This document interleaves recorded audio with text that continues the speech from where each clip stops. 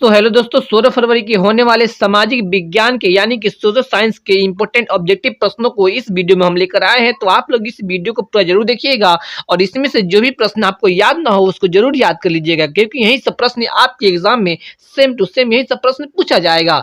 ठीक है, तो इसलिए आप लोग इस वीडियो को पूरा जरूर देखिएगा और इसमें से जो भी प्रश्न आपको याद ना हो उसको जरूर याद कर लीजिएगा। तो आइए हम इस वीडियो के सभी प्रश्नों को एक एक करके देख लेते हैं। तो इसमें पहला प्रश्न है कि फ्रांस के किस शासक वंश की पुनर्स्थापना वियना कांग्रेस के द्वारा की गई। सही उत्तर क्या हो जाएगा? ऑप्शन बी हो जाएगा बुर्बो वंश। सही उत्तर ऑप्शन बी हो जाएगा, बुर्बो वंश के द्वारा फ्रांस में शासक वंश की पुनर्स्थापना वियना कांग्रेस के द्वारा की गई। सही ऑप्शन बी हो जाएगा। आइए हम अगले प्रश्न को देखते हैं। अगला प्रश्न है कि कार्ल मार्क्स का जन्म कहाँ हुआ। बताना है कार्ल मार्क्स का जन्म कहाँ हुआ था। सही उत्तर हो जाएगा ऑप्शन बी जर्मनी में। करेक्ट ऑप्शन ऑप्शन बी हो जाएगा। आइए हम अगले प्रश्न को देखते हैं। अगला प्रश्न है कि तल चिन्ह की सहायता से किसी स्थान विशेष की मापी गई ऊंचाई को क्या कहा जाता है। तो इसका सही उत्तर हो जाएगा ऑप्शन ए स्थानिक ऊंचाई। करेक्ट ऑप्शन ए हो जाएगा। आप लोग इस सभी इंपोर्टेंट वीवीआई ऑब्जेक्टिव प्रश्नों को याद जरूर कर लीजिएगा, क्योंकि यही सब प्रश्न आपके एग्जाम में पूछे जाने वाला है।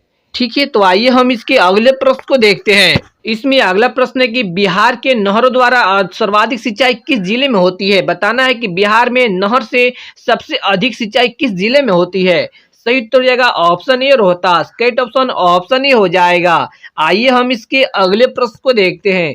अगला प्रश्न है कि निम्नलिखित में से किसे लोकतंत्र का प्राण माना जाता है। बताना है कि इनमें से किसे लोकतंत्र का प्राण माना जाता है। सही उत्तर हो जाएगा ऑप्शन डी राजनीतिक दल को। करेक्ट ऑप्शन है ऑप्शन डी हो जाएगा। आइए हम इसके अगले प्रश्न को देखते हैं। अगला प्रश्न है कि भारत में कहाँ औरतों के लिए आरक्षण की व्यवस्था है। बताना है कि कहाँ पे औरतों के लिए भारत में व्यवस्था है। सही उत्तर हो जाएगा ऑप्शन डी पंचायती राज संस्थाएं। करेक्ट ऑप्शन है ऑप्शन डी हो जाएगा। आप लोग इस सभी वीवीआई इंपोर्टेंट ऑब्जेक्टिव प्रश्नों को याद जरूर कीजिएगा, क्योंकि सोशल साइंस के एग्जाम में यही सब प्रश्न एग्जाम में आपके पूछा जाएगा। ठीक है, आइए हम इसके अगले प्रश्न को देखते हैं।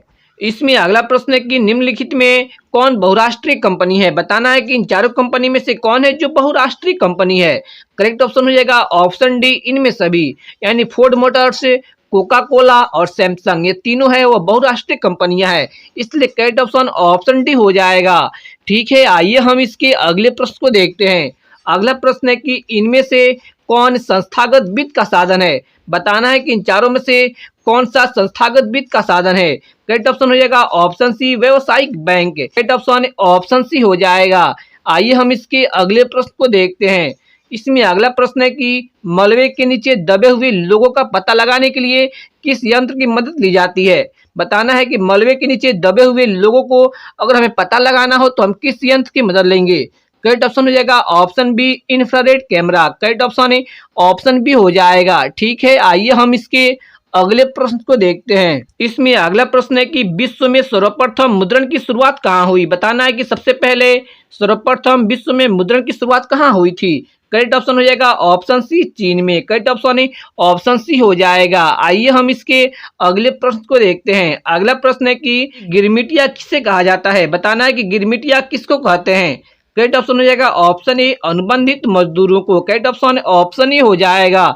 ठीक है, आप लोग इस सभी प्रश्नों को एक एक करके याद कर लीजिएगा और साथ ही अपने दोस्तों के साथ भी इस वीडियो को शेयर कीजिएगा, क्योंकि यहाँ से आपके दोस्तों के भी भला हो सके।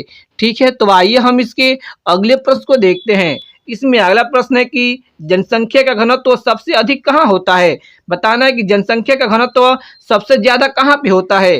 करेक्ट ऑप्शन हो जाएगा ऑप्शन डी महानगर। करेक्ट ऑप्शन है ऑप्शन डी हो जाएगा। ठीक है, आइए हम इसके अगले प्रश्न को देखते हैं। इसमें अगला प्रश्न है कि पक्की सड़कों की लंबाई की दृष्टि से प्रथम स्थान कौन सा राज्य है। बताना है कि पक्की सड़कों की लंबाई के हिसाब से अगर देखा जाए तो प्रथम स्थान पहला स्थान किस राज्य का है। करेक्ट ऑप्शन हो जाएगा option B Maharashtra. Correct option option B हो जाएगा। ठीक है, आइए हम इसके अगले प्रश्न को देखते हैं। इसमें अगला प्रश्न है कि भारत के किस स्थान पर पहला परमाणु ऊर्जा केंद्र स्थापित किया गया था। तो इसका सही उत्तर क्या हो जाएगा। ऑप्शन डी हो जाएगा तारापुर में। करेक्ट ऑप्शन है ऑप्शन डी हो जाएगा। तो आइए हम इसके अगले प्रश्न को देखते हैं। अगला प्रश्न है कि सौर ऊर्जा निम्नलिखित में से कौन सा संसाधन है। बताना है कि सौर ऊर्जा कौन सा संसाधन है। करेक्ट ऑप्शन हो जाएगा ऑप्शन बी पुनः पूर्ति योग्य संसाधन। करेक्ट ऑप्शन है ऑप्शन बी हो जाएगा। ठीक है, आइए हम इसके अगले प्रश्न को देखते हैं। इसमें अगला प्रश्न है, तंत्र जनता का जनता के द्वारा और जनता के लिए शासन है, यह कथन किसका है? बताना है कि यह जो कथन कहा गया है वो किसके द्वारा कहा गया है। करेक्ट ऑप्शन रहेगा ऑप्शन सी अब्राहम लिंकन के द्वारा। करेक्ट ऑप्शन है ऑप्शन सी हो जाएगा। ठीक है, आइए हम इसके अगले प्रश्न को देखते हैं। अगला प्रश्न है कि इनमें से किसे पिछड़ा राज्य कहा जाता है, यानी कि किस राज्य को पिछड़ा राज्य कहा जाता है इन चारों में से।